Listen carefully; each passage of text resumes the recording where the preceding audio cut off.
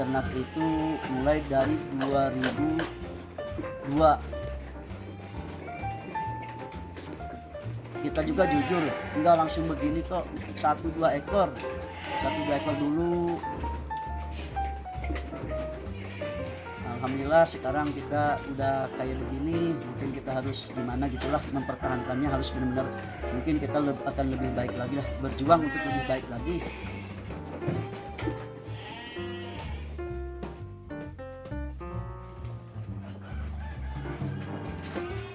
Masalah keunggulan kita dioptimiskan untuk kenaikan bobot dan kenaikan karkas, dagingnya juga insya Allah bagus lah, nggak terlalu banyak lemaknya gitu kan.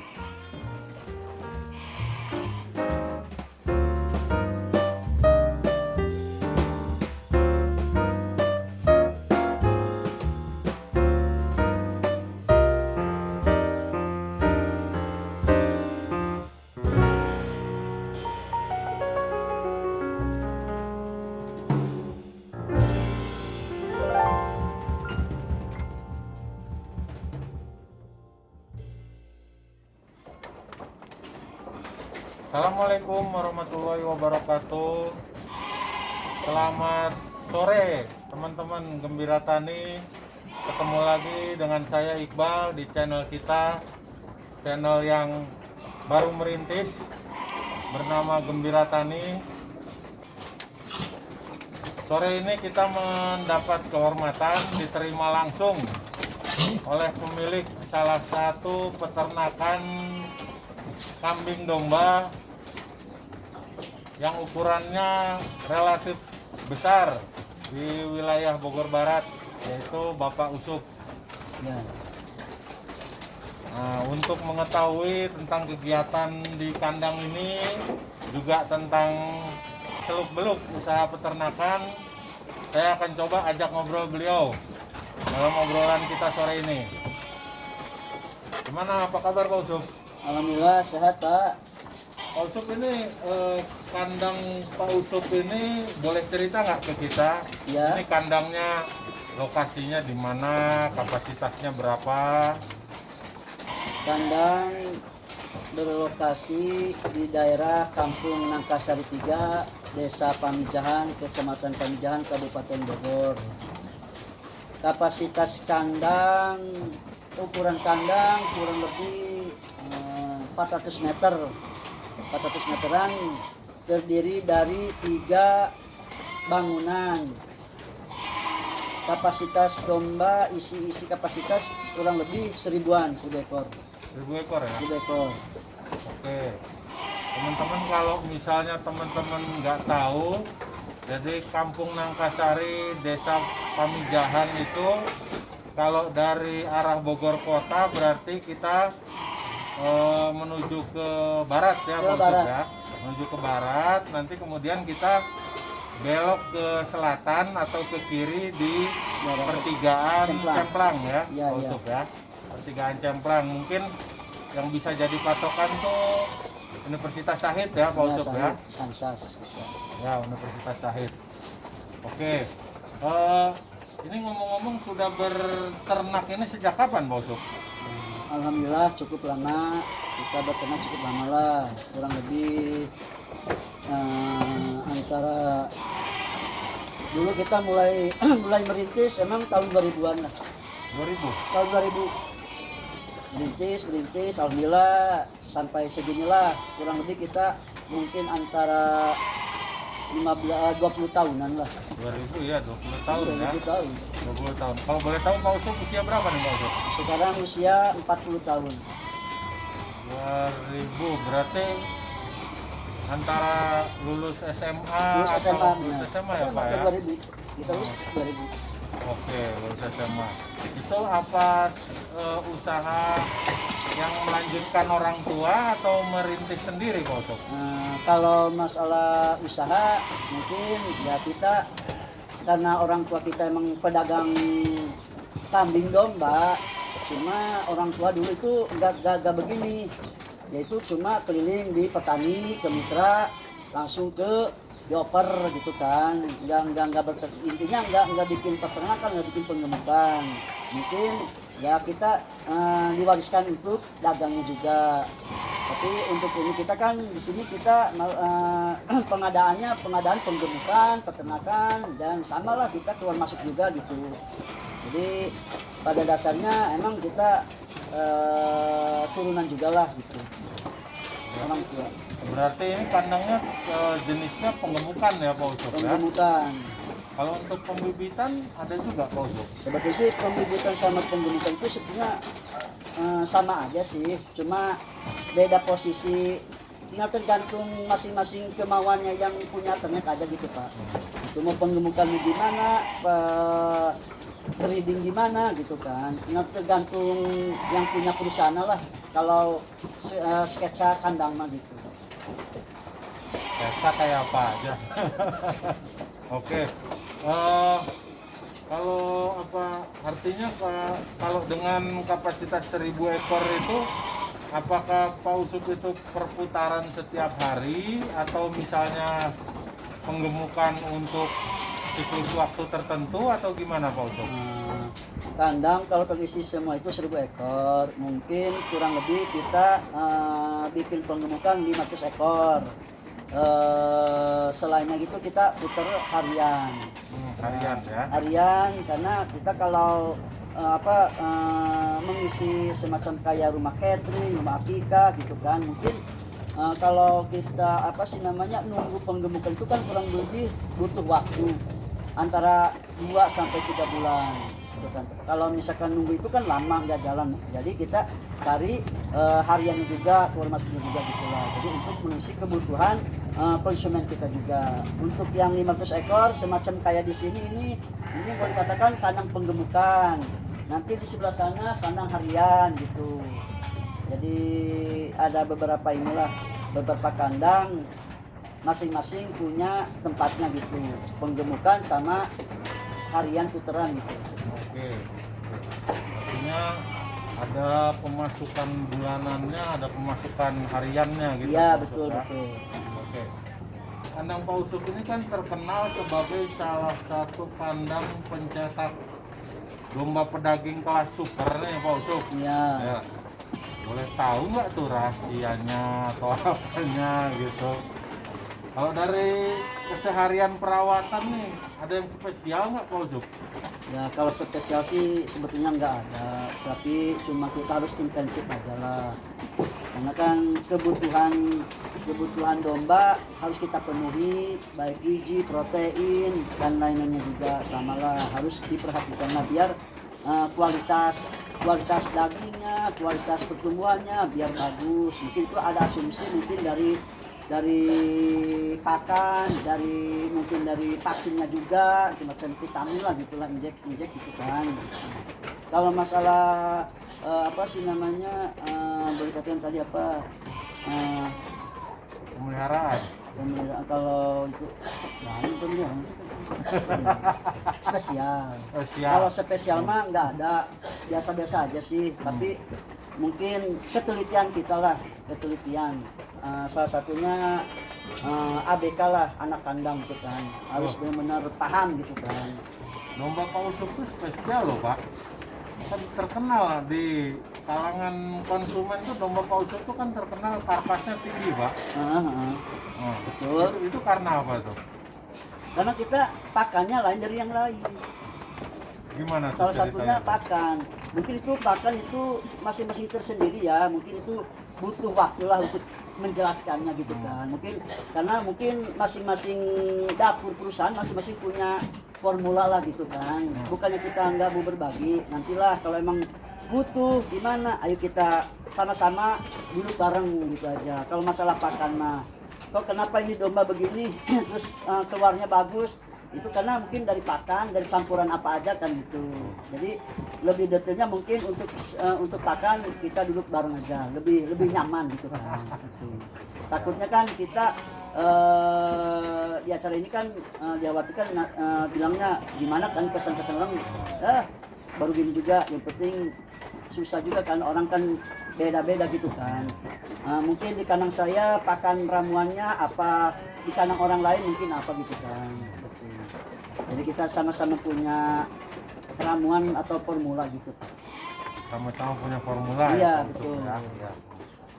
Kalau dari segi pemeliharaan ABK, aktivitas ABK sehari-hari itu apa aja yang rutin? Ya, Pak Usop? aktivitas ABK itu ya salah satunya ngasih makan, nyiapin pakan, jadwal waktunya makan, ngasih makan, airnya harus diisi, jangan sampai istilahnya susut gitu kan. Kasihan kan gitu, makanya ini kan domba di sini nggak makan hijauan Pak. Jadi semua itu emang pakannya kering, maka airnya jangan sampai nggak ada, harus ada terus gitu. Ya mungkin salah satunya ABK kegiatannya salah satunya itulah ngasih makan, perhatikan domba gimana gitu kan, perhatikan pakannya, minumannya. Terus kalau selesai itu mungkin kegiatannya ada juga nyukur, terus mandiin, Ukur mandiin ya. bersih kandang, itu aja Pak. Gak ada yang lebih sih, mungkin sama lah sama yang lain mungkin gitu kan, perawatannya mungkin cuma beda-beda pakan intinya mah gitu. Kayaknya doanya yang beda nih. Ya bisa jadi tergantung amal.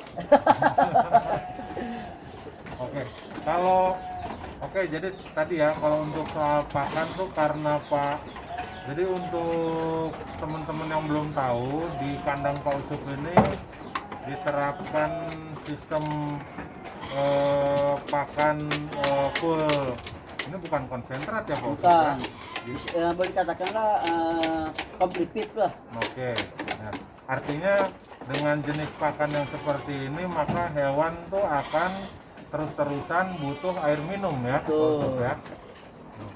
Ini kayaknya kandungan seratnya berarti tinggi berarti Pak Usop Iya ya. emang tinggi. Kandungan seratnya tinggi maka di dombanya itu perlu untuk terus mendapatkan pasokan air minum gitu ya. Iya. Betul. Oke. Nah, kemudian kalau bicara soal domba yang ada di kandang, selain di kandang ini ada lagi juga di kandang mitra Pak? Ada, kita emang lumayan lah, ada juga mitra-mitra kita. Ada, kita nggak cuma di sini doang. Berapa banyak tuh? Berapa? Berapa banyak? Mungkin ya tergantung kapasitas kandang, ada yang 200, ada yang 150, ada yang 100 ekor gitu kan. Di kandang mitra lah kurang lebih adalah 1000 ekor mah di kandang mitra juga gitu kan. Di beberapa orang kayak sih lebih juga sih 1000 mah gitu kan. Lebih karena kan ada sih antara 10 atau 15 orang malah mitra kita, sama pakannya sama, ada juga yang beda, masing-masing punya punya formula gitu kan.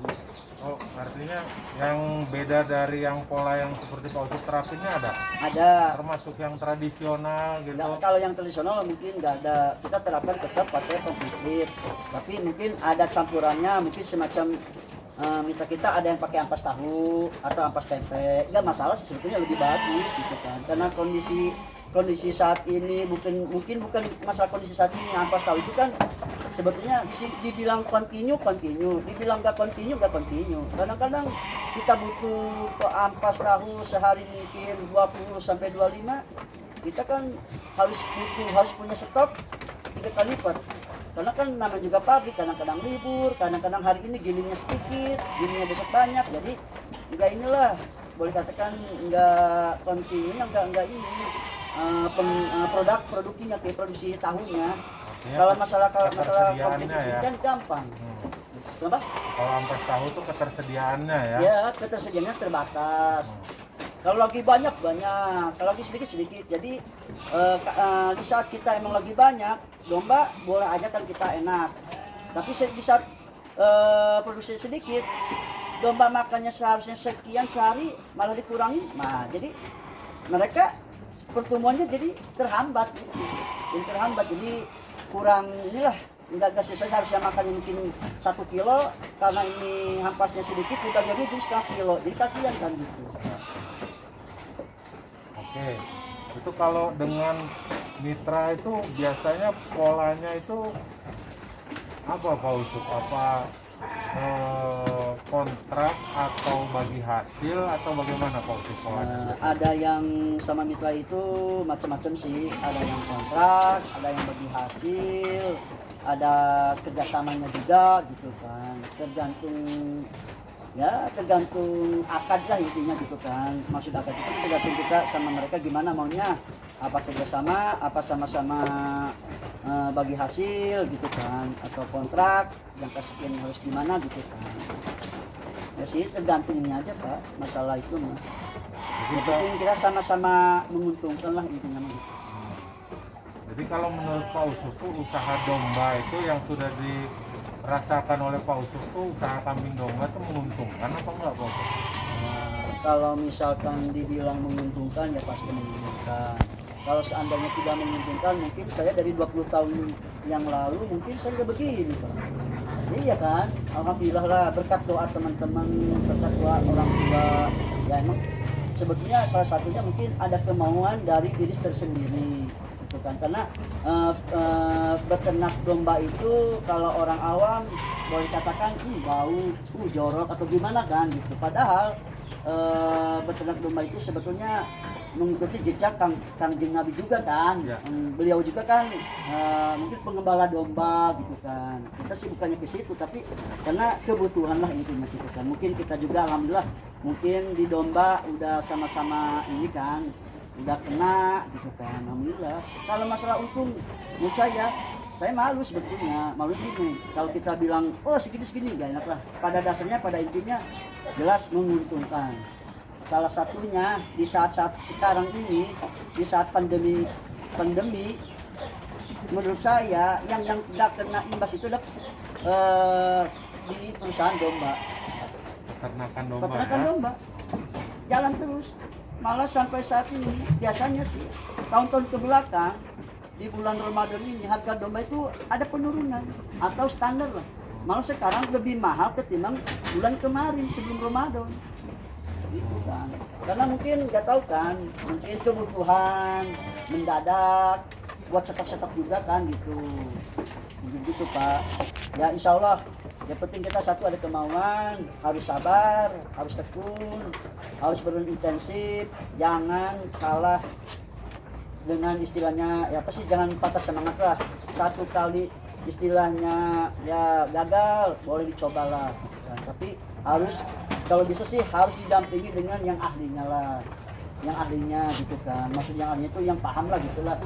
Nah, mungkin merapat ke bidangnya gitu kan. Mungkin di salah satu di sini mungkin ke saya gitu kan, bolehlah kita sharing-sharing boleh aja gitu kan. Kita berbagi pengalaman, berbagi ilmu, biar kita manfaatin aja lah, biar sama-sama bermanfaat Pak. Insya Allah Pak, menguntungkan sama sekali, benar-benar menguntungkan domba di perusahaan peternakan itu. Peternakan domba itu menguntungkan ya? Iya, ya. Betul. Dan tidak terlalu kena dampak COVID ya? Enggak. Oke. Itu kalau kalau di sekitar kita ini kan banyak peternak yang polanya tradisional gitu Iya. Pak Usop, ya. Itu kalau menurut Pak Usop, kalau peternak tradisional itu untuk untuk supaya mereka meningkat pendapatannya ada peluang nggak Pak Usop? Kalau seorang peternak yang peternakannya itu tradisional, mengandalkan kepada hijauan gitu ya, itu apakah untuk berkembang dia harus berganti jadi intensif begini, atau dia ada peluang nggak kalau dia tetap seperti dengan hijauan seperti itu? Ya sebetulnya domba itu sih sebetulnya makanya sebetulnya kan kebutuhan itu kan hijauan. Ibarat bukan ibarat, semacam kayak manusia itu kan mungkin bahan pokoknya itu kan nasi. Domba juga sebenarnya boleh katakan bahan pokoknya kan hijauan, semacam kayak rumput-rumputan gitu kan. Sebetulnya pakan yang kita juga sebetulnya juga berawal dari hijau-hijauan karena dikeringkan. Masalah peluang untuk petani yang selama ini memakai secara lokal ya berkatakan mengejar sama rumput, mungkin bisa menjadi tinggi gimana, tapi mungkin harus skala nggak bisa banyak banget Pak. Coba aja sekarang kebutuhan domba, seandainya kita pelihara mungkin 100 ekor, butuh rumput berapa kintal sehari. Anggap aja makannya itu domba 2 kilo atau 2,5 kilo, paling tinggi 3 kilo. Kalau misalkan 100 ekor, kebutuhan domba sehari 2,5, berarti kan 2,5 kintal sehari. Apa mampu apa enggak itu dikelolanya untuk seorang?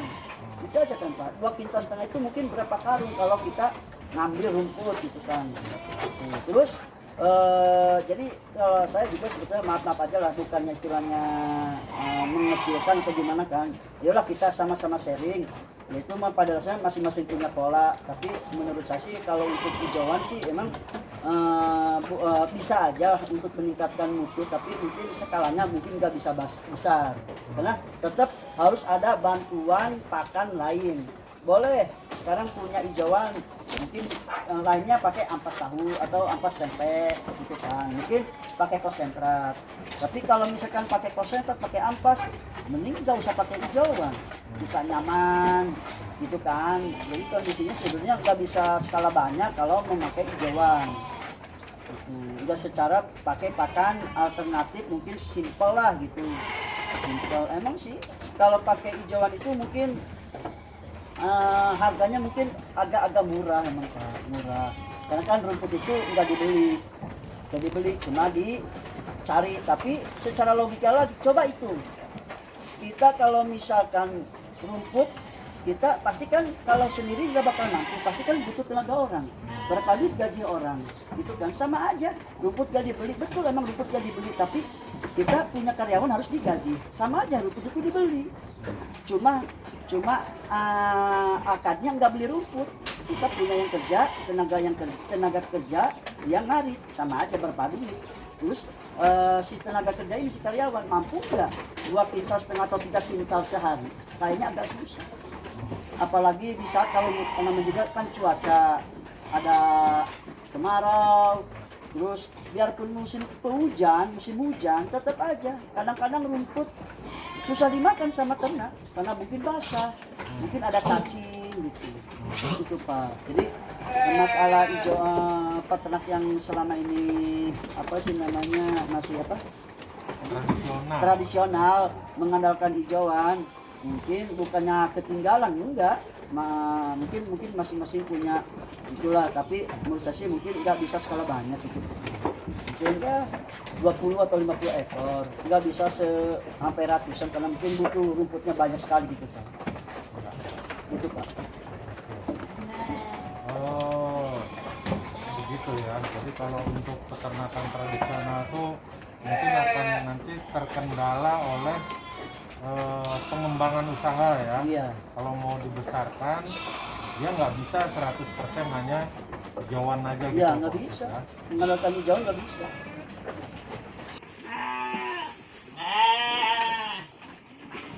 Sekarang gini, ini kan antara Gembira Tani dengan kandang Pak Usup ini kita bermitra ya Pak Usup ya. Iya Pak ya. Untuk pengadaan hewan kurban. Hewan kurban dan kebutuhan yang lainnya juga lah. Kebutuhan lainnya juga ya.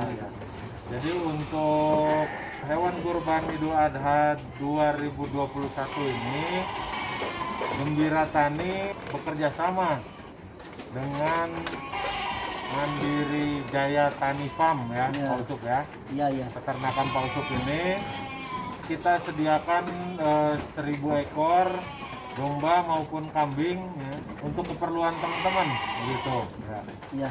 Jadi selain ada domba untuk pembukaan, kita juga ada domba khusus untuk Idul Kurban 2021. Nah, kita sudah siapkan baik domba maupun kambing berbagai ukuran.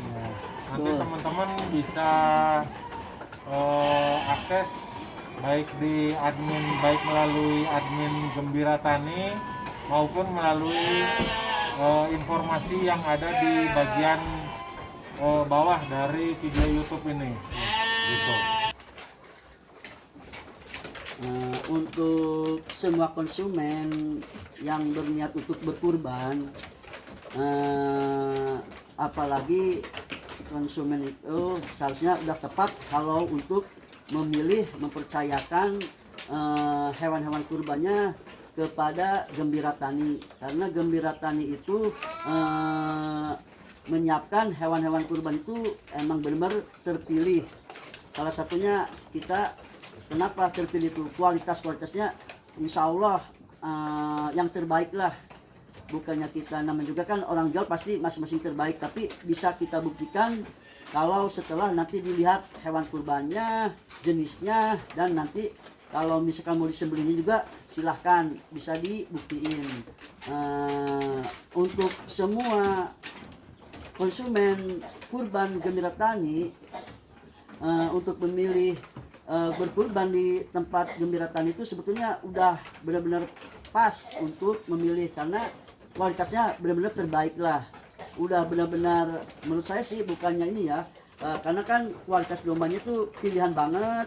Terus apa sih, untuk menjaga kesehatannya udah jelas, setiap hari dipantau, pakannya juga benar-benar berprotein, bervitamin, terus kualitasnya bagus, dagingnya juga pastilah lebih bagus, terus lemaknya juga mungkin bukan yang nggak ada mah ada ketimbang sama yang lain.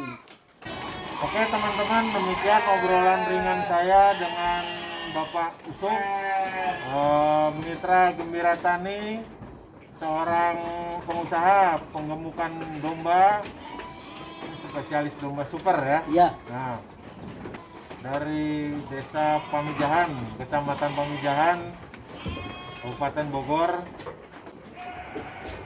Semoga obrolan kita, diskusi ringan kita sore ini bisa menambah wawasan bagi kita semua untuk tetap menyukai kegiatan-kegiatan seputar dunia pertanian, peternakan, dan perikanan. Terima kasih teman-teman atas perhatiannya. Sampai jumpa di video kita Gembira Tani yang selanjutnya. Assalamualaikum warahmatullahi wabarakatuh.